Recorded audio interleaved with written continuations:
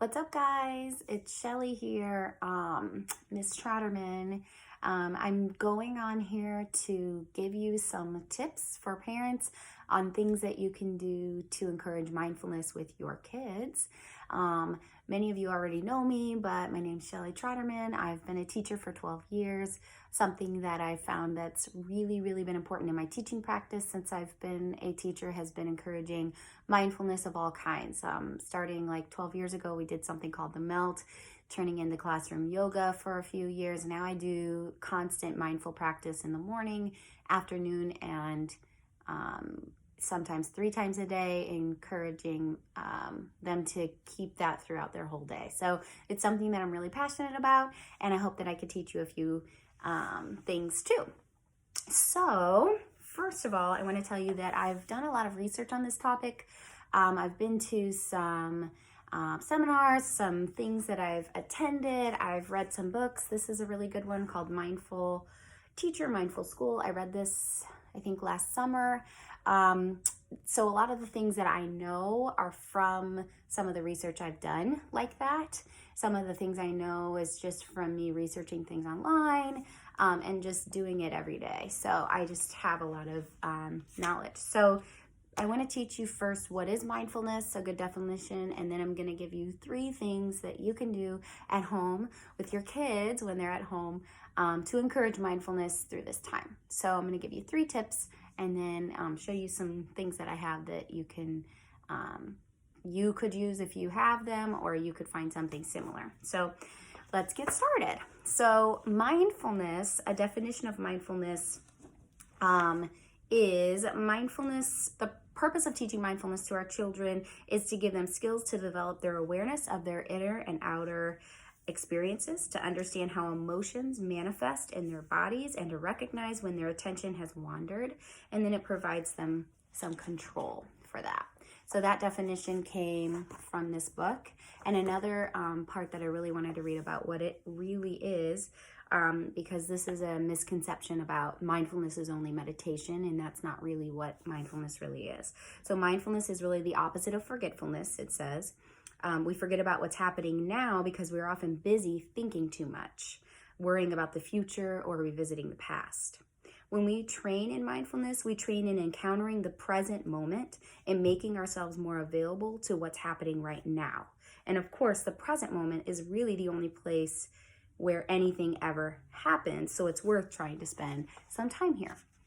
So I think of mindfulness as getting out of our heads, and I think many adults could really use mindfulness before we even try to incorporate it with our kids. But in your head is where all the worry and doubt lie, and teaching your kids ways to be present in what's really happening, which the only thing that they could really control is their body right now. So that is the way that you can teach your kids to think about what is mindfulness. So training mindful awareness is often a focus on the mind and the body. So not just your mind, it's about the focus on the mind and the body. So, and creating a greater balance. So that's why I like this book so much, because it had a lot of good research and definitions for me. So now I'm going to give you 3 ways that you can incorporate mindfulness since you're stuck in your home and you probably need some sane moments, all of you, the kids, the adults combined. So here are some ways. Number 1 way, and something that I do in my classroom, is practice with a breathing buddy. So your kids need something maybe concrete to really focus on mindfulness. So something you can do, I've got Lily's little stuffed animal here, have them grab a little breathing buddy. It can be a stuffed animal or something that they really like. Lie on their back. I always say, lie mindfully on your back with your spine straight and your body relaxed.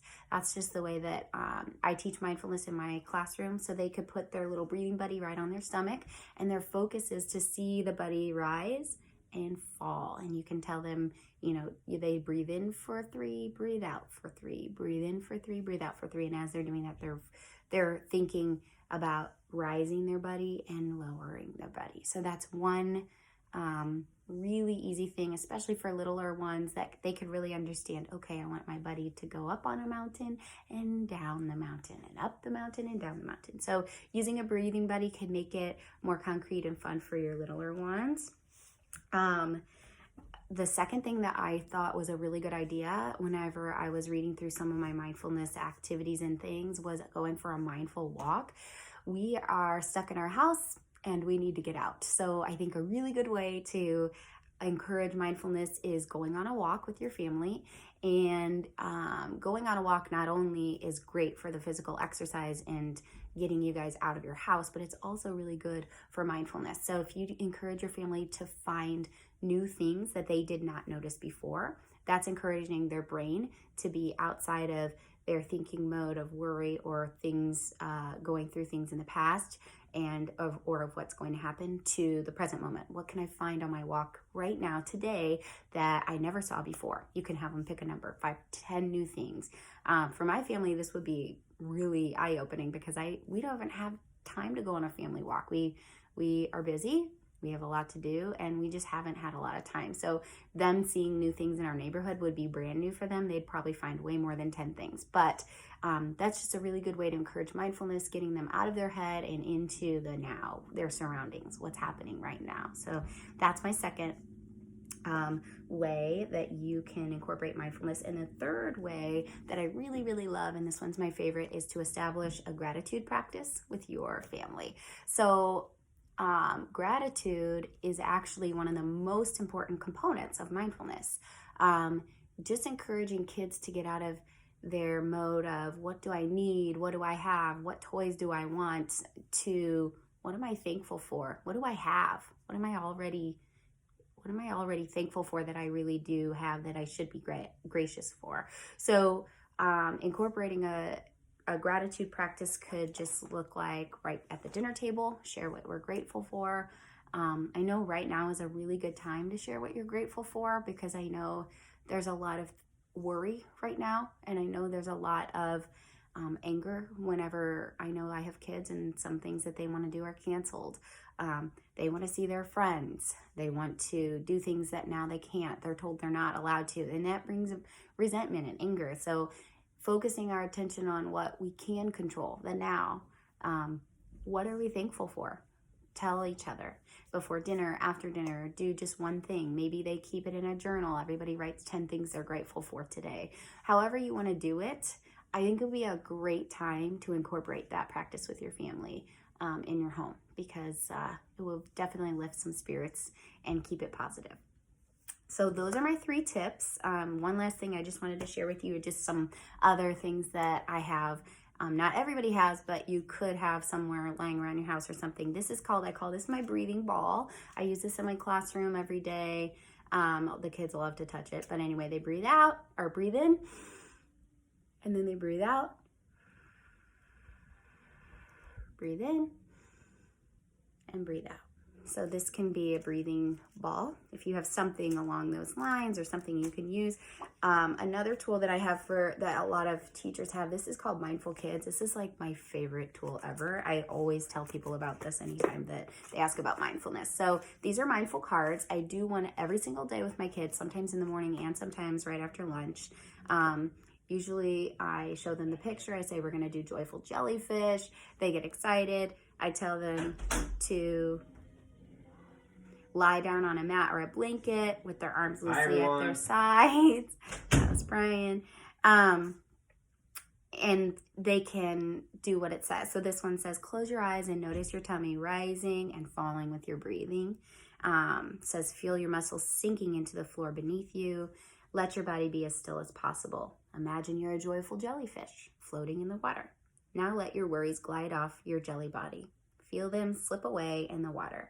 Float freely through the sea, noticing nothing in your way, nothing holding you back. When you are done, rise slowly, taking your joyful jellyfish with you. So this really just encourages them to find calm and to find the joy. There's a lot of different fun ones. Fist squeeze, happy hum. Mind bubbles is one of my favorite ones, where they're blowing a bubble wand. power of blue. There's one about the reflection pond where you encourage them to see the ripples stop, and then that's when they can find their calm. So I love these. These are my favorite. And then one other little tool that I use that, you know, even if you don't have these, if you're a parent at home, like I don't have these cards, you could totally find some ideas online that have like the same type of ideas with them. This one's called Breathe Like a Bear. This is my favorite book. I got it actually on one of my wish lists. Someone funded for me last year on my Amazon wish list, which was really awesome that I use it now. My kids love doing these after lunch. You know, there's waves on the water, so it's kind of like encouraging them to wait till the ripples stop. Being a bumblebee, they breathe in and they buzz, buzz, just a little breathing exercise for them. So those have been really good for me. So I hope that as you are home and you're stuck with your kids, that you can find time to be mindful yourself and then encourage them to be mindful. And just to recap, the 3 ways I gave you today are to practice with a breathing buddy, to go on a mindful walk, and to establish a gratitude practice with your family. So happy quarantine. I hope to see all of you soon, and goodbye.